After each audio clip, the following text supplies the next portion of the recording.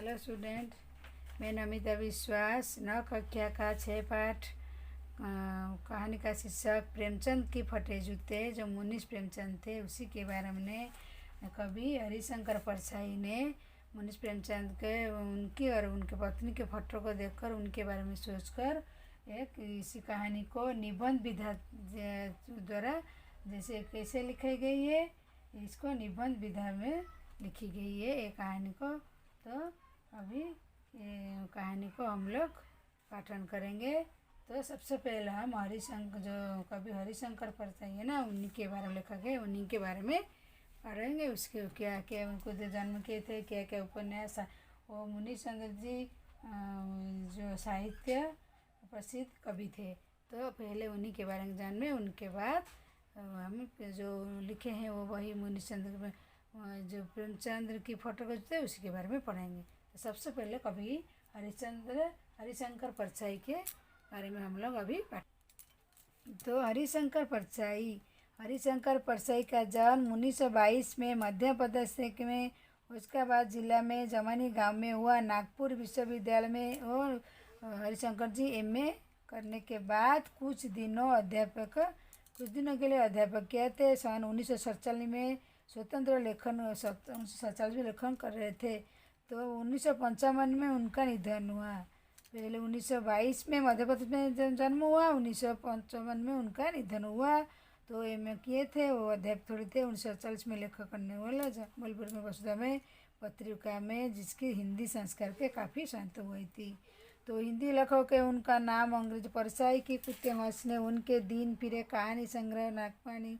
तो उनके जो कितने वो पुस्तकालय उनके बारे में, बेईमानी की परत, पंडित के जमाना, सदाचार, चलो नित्य रेखा, ठेवराई दौरान अनेक लिखे वही किए थे। तो भारत के जीवन में पाखंड, भ्रष्टाचार, अतिथि, बेईमानी की लेखक के शोषण विरुद्ध साहित्य भूमिका निभा के। तो उन्होंने साहित्य प्रसिद्ध भी बहुत कुछ कविता और कहानियाँ लिखित की। समाज के राजनीतिक पाखंड, उनके वैज्ञानिक साहित्य मानव का निर्माण किया गया। परछाई तो बोलचाल की थी। तो दूसरे पेज में उनके बारे में क्या, सामान्य भाषा का प्रयोग करते हुए किंतु संचरण अनुगठन के कारण उनकी भाषा की मारक क्षमता बहुत बढ़ जाती है। तो मुनीष प्रेमचंद के फटे जूते शीर्षक निबंध में परछाई के प्रेमचंद के व्यक्तित्व के साध्य रचना अंतवादी समाज के दृष्टि विवेक करते हुए आज की दिखन प्रवृत्ति के आवश्यकता में व्यय किया है।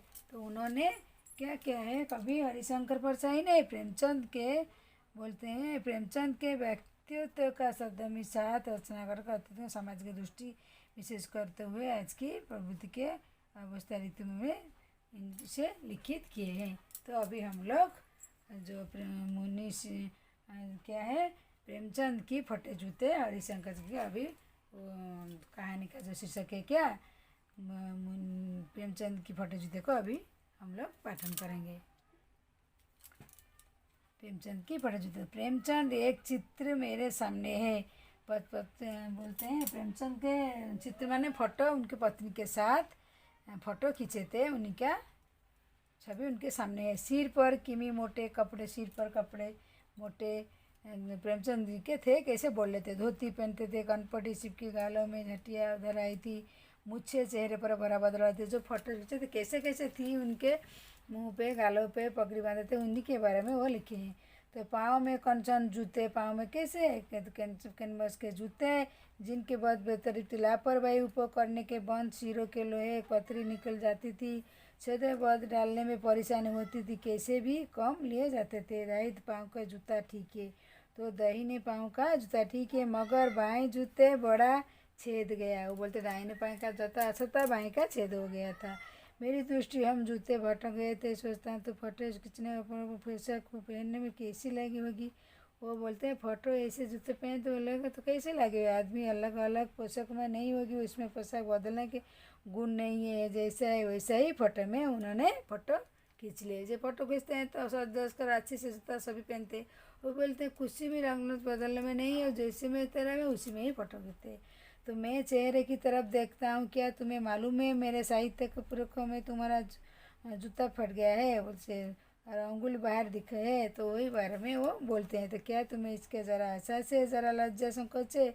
क्या तुम इतना भी जानते हो? धोती थोड़ा नीचे खींच लो, अंगुली सीख लो भी, तुम्हारा चेहरे बड़ी प्यारी विश्वास है, फोटोग्राफ रेडी रिलीज कहाँ होगा?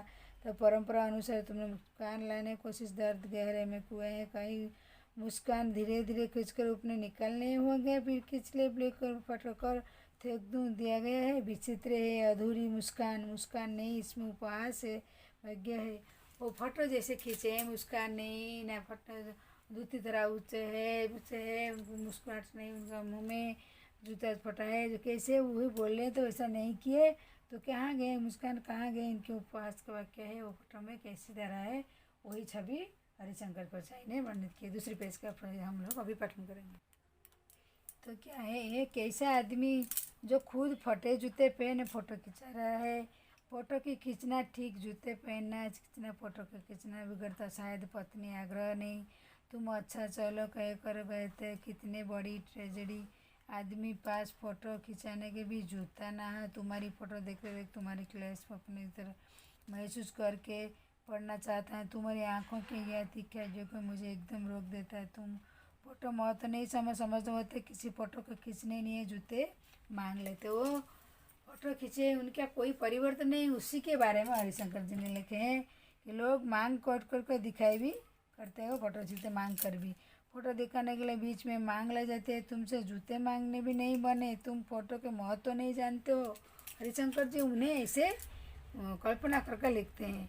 तो लोग तो इन चुप्पों को फ़ोटो को दिखने के जिसमें फ़ोटो खुशबू जाते हैं, कोई आदमी को फ़ोटो खुशबू हो जाती है, टोपी हट जाने के मिल जाती है, जूते सामने 5 रुपए के काम क्या मिलते होंगे, जूता हमेशा टोपी सिमती रहता है। अब तो जूते की कीमत बढ़ गई, जूते पर परिचय टोपी, उसको जूते और टोपी के अद्भुत मूल्य हुए थे।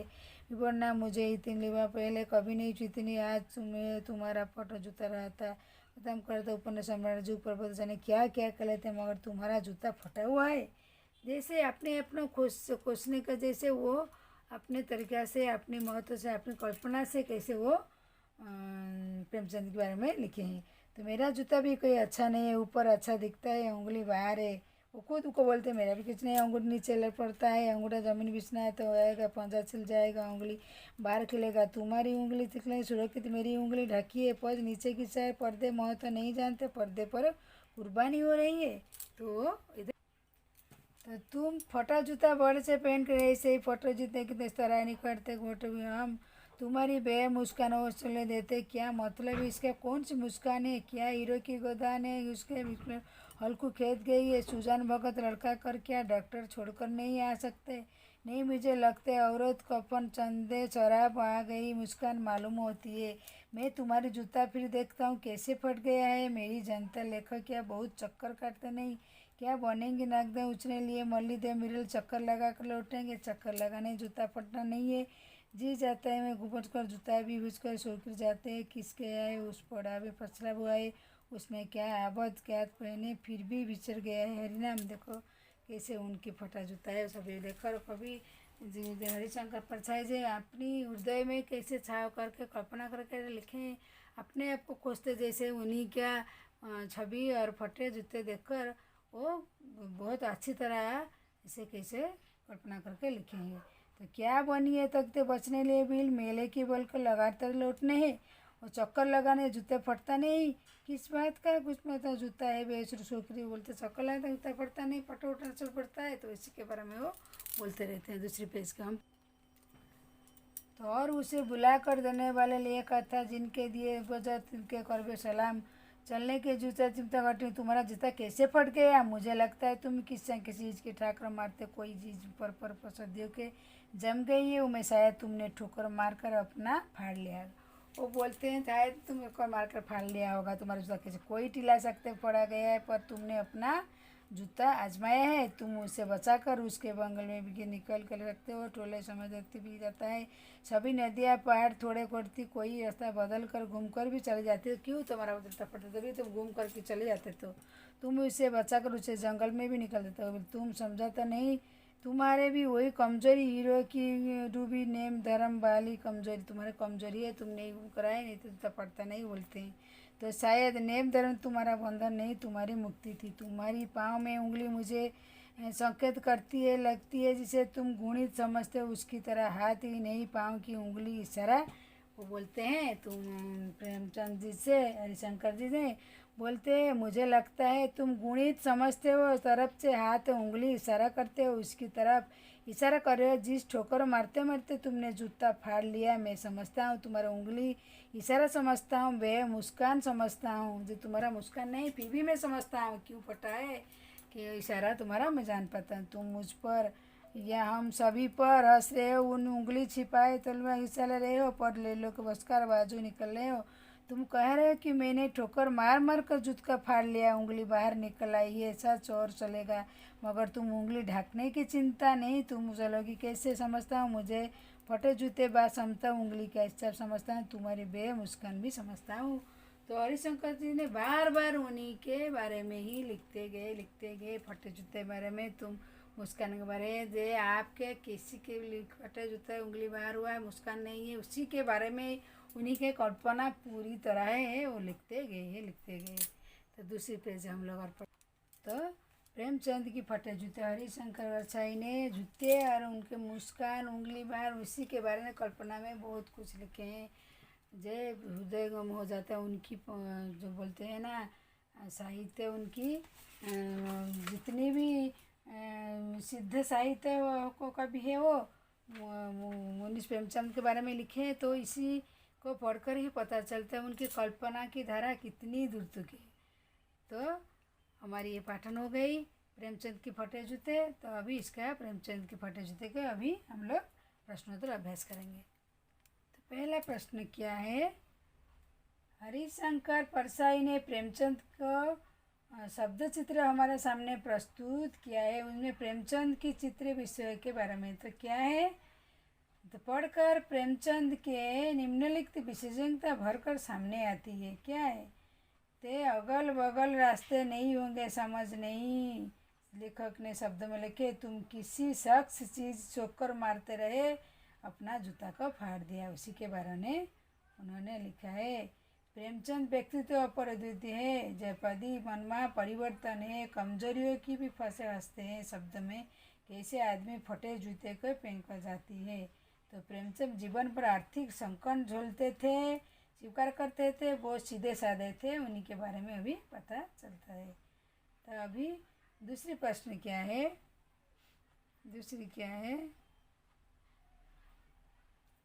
सही क्या है, 2 नंबर का सही कथन है, 2 नंबर है सही कथन है। तो सही कथन के सामने का निशान हम लोग तो भूल ठीक जो सही कथन का वही लगाएंगे। तो क्या है पहला प्रश्न, बाएं पाँव का जूता ठीक मगर दाहिने पाँव का जूता खेदा है, ये क्या है, बाएं पाँव का जूता ठीक है मगर दाहिने जूते में बड़ा छेद है, ये क्या है, दाहिने पाँव का तो ये भूल है, ठीक है ये भूल है, ऐसे हम लोग सही रंग लिखेंगे। तो लोग दूसरी क्या, लोग ही इसे छुड़कर फोटो जो तो खिंचाते जिसमें फ़ोटो में खुशबू आ जाए, तो ये है ठीक है, ये सही बात है। तुम्हारी यहाँ बेगे मुस्कान मेरे हौसले बढ़ाती है, ये नहीं, ये सही नहीं है, का ये ठीक है। तो जिसमें तुम घुन्नी समझते हो उसकी तरफ अंगूठी लगाती हो, ये गलत है।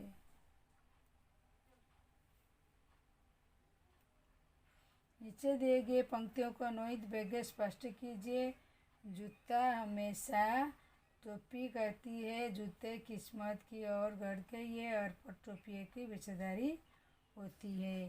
ख में क्या है, तुम पर्दे में महत्व नहीं जानते हो, पर्दे के कुर्बान करती हो। ग में जिस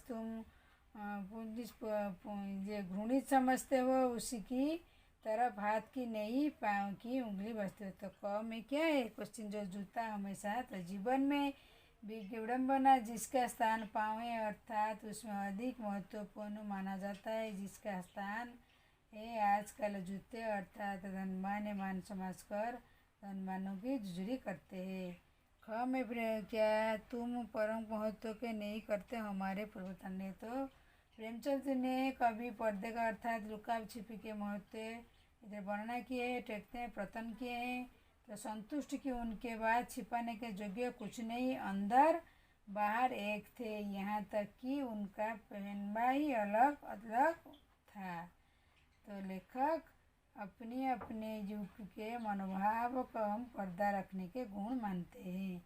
तो ग में क्या है, तुम पर्दे का महत्व जानो तो पर्दे का गुण ख हो गया। तो जिस गुणित को समझते हो तरफ तरफ कहते कि उंगली के शब्द तो क्या है, तो समझ उसकी ओर पर हाथ की उंगली बल्कि अपने उंगली के हथेली की, अर्थात उसे अपनी ठोकर पर रखा, अपने ही जूते के नोक पर रखा और उसके विरुद्ध संघर्ष किए गए। तो अब 4 प्रश्न क्या है। पाठ में एक जगह पर लेखक सोचता है कि फोटो चिपकाने का अगर ये पोशाक पहनने का होगी, लेकिन उंगली के पेल बाहर के बदलना इसी आदमी के अलग अलग पोशाक नहीं होगी। आपके अनुसार इसका अंगर को प्रेमचंद इसमें बदलते बजा सकते हैं। तो इधर क्या है, मेरे विचार से प्रेमचंद ने लेखक के विचार हो गए परंपरा की अच्छे अवसर के पहनने के लिए, अपने कपड़े अलग अलग पहनने के लिए सोचने रहते, तुरंत ही ध्यान करता है। प्रेमचंद आदमी पसंद आडंबर नहीं दिखाना नहीं चाहते थे, व्यक्ति उनका रहन सहन सब सादा अलग था। तो 5 प्रश्न क्या है, आपने यहाँ व्यंग पढ़ा, इसे पढ़कर आपको लेखक की कौन सी याद आती है। दूसरे संदर्भ बहुत बड़ा चला जाता है, समूह सोचने पसम चाहता है, जैसे चीज क्रमश होता है फिर पालने को नहीं होता है, उसी प्रकार इस निबंध में प्रेमचंद ने फटे जूते के बाद शुरू होती है, फटे खुलते खुलते प्रेमचंद व्यक्तित्व की उत्पत्ति कर देती है। तो अभी प्रश्न क्या है, 6 प्रश्न क्या है। पाठ में टेले शब्द का प्रयोग किन शब्द के इंग्लिश पढ़ते लिए किया जाता है। तो चलते रास्ते में ठीला जाने व्यक्तियों की उसे करने के लिए विशेष परिश्रम करते बढ़ाना चाहते हैं। सामाजिक विषमता, दुहात को गरीबी, निरक्षरता, अपरिकता मनुष्य को उन्नति की बाधक लगती है। रचनार अभिव्यक्तिता उन्होंने प्रेमचंद जी ने इधर हरिशंकर जी ने प्रेमचंद के बारे में लिखे हैं। तो और क्या है, इधर प्रेमचंद फटे जूते को आधार बनाकर परछाई के लिखे आदमी किसी व्यक्ति का आधार। तो मेरे हाथ मेरे जिस मित्र हाथ उसी के ही चीज़ कायल, वो उसकी टाई मोट ऐसी साफ सुथरी देखते रहते, कोई किबारत नहीं। ऐसे नहीं कि यहाँ टाई सूट शर्ट पहनते हैं, गर्मियों में कमीज साथ भी टाई पहनते हैं, तब भी टाई गट की इसी तरह मिलते हैं। तो प्रेमचंद ये हरिशंकर जी ने बोले हैं कि सच बताओ, मुझे एक भी ऐसा दृश्य याद नहीं आता जब मैंने उन्हें टाई बिना देखे बारे सुबह सुबह उनके घर चला जाता, तो उस समय भी उन्होंने मुझे मिनट प्रतिक्रिया करे, अब जन्म रहे तो टाई लगाए हुए थे। तो बोलते हैं कभी भी मैं देखता हूँ तो उड़ी हुए थे, तो फोटो में क्यों उन्हें गांठ लगाने की इतना शौक क्यों है। शायद इसीलिए कि वो बच्चों को नहीं बटन पसंद करते थे, इसीलिए कि मैंने आज तक उन्हें अर्थ में लड़ाते नहीं देखी ही। तो बेशपुश कहकर घंटों तक अपना मुंह बिगड़ रहे थे।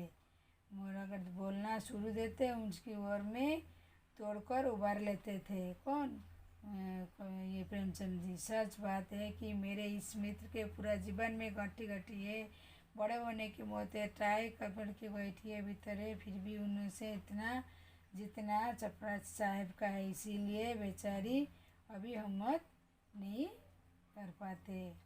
तो दूसरी पेज का प्रश्न हम लोग, तो दूसरी पेज प्रश्न क्या, पाठ तो अपनी दृष्टि में भूसा में तो क्या है स्थिति लगाते हुए बोलते हैं, वेशभूषा प्रति लोगों की सोच बदलाव आता है, सामाजिक प्रतिष्ठा सूचक आते हैं, वेशभूषा आती होती है, वेशभूषा व्यक्ति दूसरों के व्यक्ति पड़ता है, हमारे विचार में प्रभाव बाद में पड़ता है। तो प्रेमचंद पर क्या है, पाठ में चाहे छठी के उनका वाक्यों में क्या है, हौसला पकड़ना, उत्साह करना, वाक्य में अनिल गोस्वामी करना, वाक्य में प्रेमचंद में चक्कर में घुस गया। ठोकर मारना तो चोट करना, तो टील करना माने बाध्य होना, पहाड़ फोड़ना माने बाधाएं को नष्ट करना, तो संजीव होना माने वधन होना।